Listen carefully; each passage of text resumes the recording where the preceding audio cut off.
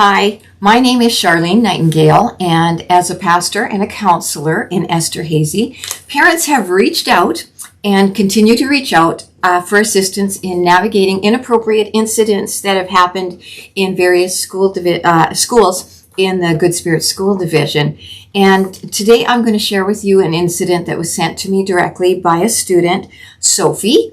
And then we'll talk about what happened when her mom went in to speak with the principal. Now, why am I doing this online? Why am I doing this publicly? Well, by the request of parents in the last year, we have met with the superintendent, Quentin Robertson, 3 times. One of those times was in conjunction with the meeting that we had with the school board trustees. And we had one meeting with the principals of the high school here in Esterhazy. And overwhelmingly at every meeting, they have said, we do want to hear from parents. However, the last time I spoke with Quentin, I was told that I was not allowed to come back unless I brought parents with me. Now, in every one of those 5 meetings, we clearly communicated that we were there speaking because parents were deeply concerned that speaking up would result in their children experiencing backlash and bullying by teachers. And the emphatic response was not true, that would never happen. In June, we had 2 atrocious incidents that happened in our school division that we're aware of. One is in Langenberg, and I'm actually going to post a little video about that later. And one of the questions is, as we talk about the different incidents with everybody, is, well, that happened in the past. And one incident in the past is not an issue. Mishandled and repetitive incidents, that's called a pattern. And those things need to be addressed. And due to mishandling and passing of the buck, trust has been eroded between parents and those who are employed in various positions in the school division. And there's little or no confidence that anything will change. And that's a poor environment. And this isn't just a concerning environment for the students. I want to preface this before I go any further that there are so many good teachers, and many of them have reached out as well with concerns. They're in a catch-22 situation. They're afraid of losing their jobs if they speak according to their own values, and if they have to feed their families too. So it's a concern to them. And at the same time, parents are concerned because there's been an exodus of good teachers. Some are just quitting, some are taking early retirement, but we're bleeding teachers in this school district, particularly in this community, and it's of great concern. So here, before I go on any further, is in Sophie's words, what happened. And I'm going to be saying the name of the teacher. This happened in a taxpayer-funded facility. It happened in the classroom with other students around, so it was a public event. And this is Sophie's words. It was health class. We were supposed to be talking about safe dating. And for some reason, Miss Sophia started talking about a story where a gay guy was in a bar and a few guys lured him outside and brutally killed him. She then proceeded to tell us how it is so important for the LGBTQ plus to have a month and a flag so they have people supporting them. So a girl, and she has her name here, but I'm not going to say it, then asked her why straight people don't have a month or a flag so that they know they have support. Miss Sophia said that was because straight people don't need it, and more queer people kill themselves than straight people. The same girl asked about why vets only have a day, but gay people have a month. Miss Sophia said that vets don't need a month because they don't have mental health issues from people targeting them, and that the vet suicide rates are lower than the queer rates. She was asked about furries, and she said that anyone can be whatever they want them to be. So I laughed and I called my mom to tell her what happened, and Mom called the office. And then in period 4 in English class, Mr. Heisey came into class and got me to talk. He and Mrs. Huckle spoke with me and reassured me it would be dealt with. In the chat, they asked me what she said that had bothered me. I told him it bothered me that she was taking time out of my education that I'm entitled to receive and telling me that because I'm straight, I don't need support, and that vets aren't filled with trauma or mentally targeted by other people. They said, okay, we respect your strong morals, and then they told me I can come back to them if I have any other problems. I don't think that any of you are aware that according to the Good Spirit School Division Administrative Procedure 319, teachers are instructed to deconstruct your family values. And they are to challenge students if their values do not align with the curriculum. Did you know that? Rude and aggressive communication, it was rude and aggressive, as described to be by Sophia, used to control and intimidate, especially when there's an imbalance of power in both position, authority, and age, should not be in any classroom.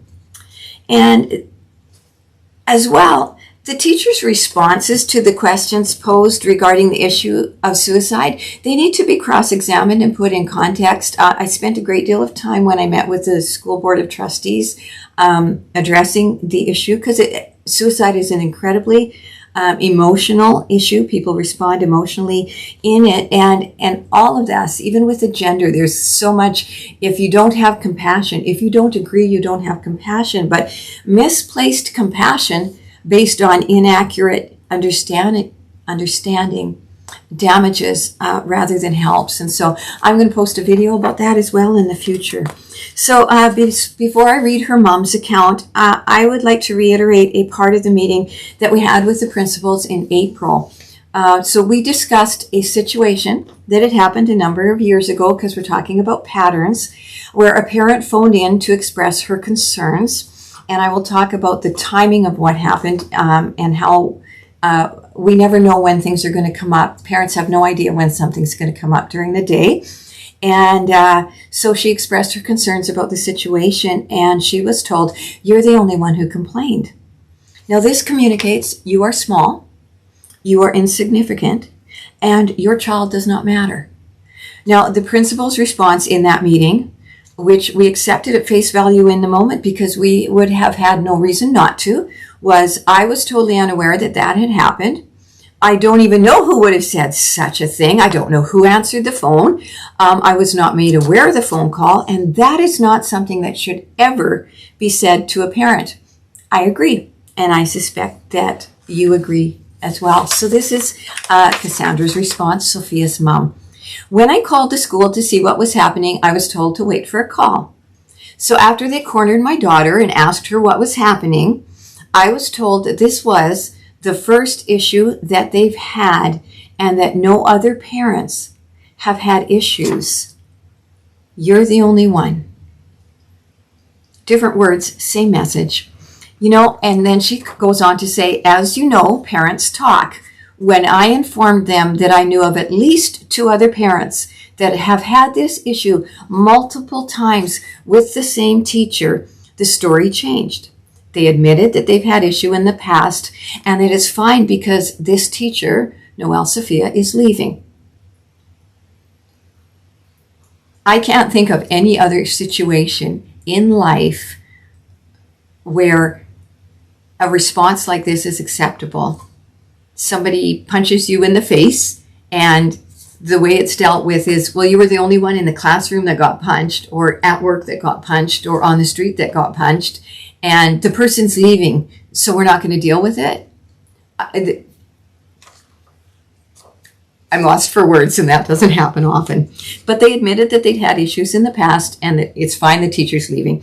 I went off. She lost her temper. She said, I told them that lying is unacceptable and that I'm uncomfortable with this being taught in any school or any class. I made it very clear that I was upset with being lied to about in this situation, and that I was worried about the backlash that my daughter would face. There was no apology for the lie. There was no backpedaling. Okay, yes, I didn't handle this right. I shouldn't have said that. I didn't word it properly. Nothing. The subject was closed, according to the mom, because the principal was clearly uncomfortable. And the problem with that is that it should never be acceptable for things to remain uncomfortable for students, because adults are uncomfortable. That's part of being an adult. We deal with uncomfortable things so that students and so that our children don't have to. Now, most of us, if not all of us, have things that come out of our mouth that we regret. But the integrity and the reestablishment of trust between teachers, principals, superintendents, and school board trustees, I'm going to bring incidents from every one of those situations in our meeting. The reestablishment of trust requires that we rectify our mistakes. We own them and we rectify them. So over the next few weeks, until we have elections for new school board trustees, I'm going to continue to pop on here and post informational videos. It's really good to have as much information as possible. One of the things that has come up in our discussion with the other parents is people have no idea. They don't know what's in the policies and procedures. We haven't been asked for our input, even though it clearly states in there that we get input from our communities. That hasn't happened. So I'm going to also suggest some good strategies. Some of these are from parents, and some of them are from how we have come to understand how things work within the system. And I'm going to give you some tools that you can use as your kids are going back to school. We are not anticipating or expecting situations, but we need to be prepared because they haven't stopped happening. This was as late as June, the end of the year, and it got shrugged off. On September 20th, the Million Person March is happening again. If you're not aware of it, I'll probably post a link in the comments to with somebody's given a little chat about it. Exceptionally well done.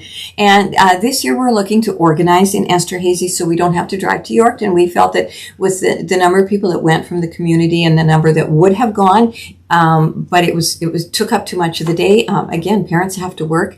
They have mouths to feed. And so we just think that this is something that we can do locally in a very positive manner and just express that family values should trump everything else. We live in Canada. We have the right to raise our children in a value-based home that doesn't get undermined and contradicted by the educational system. So keep in touch. We'll be sending out more info as things develop. Thanks for your time.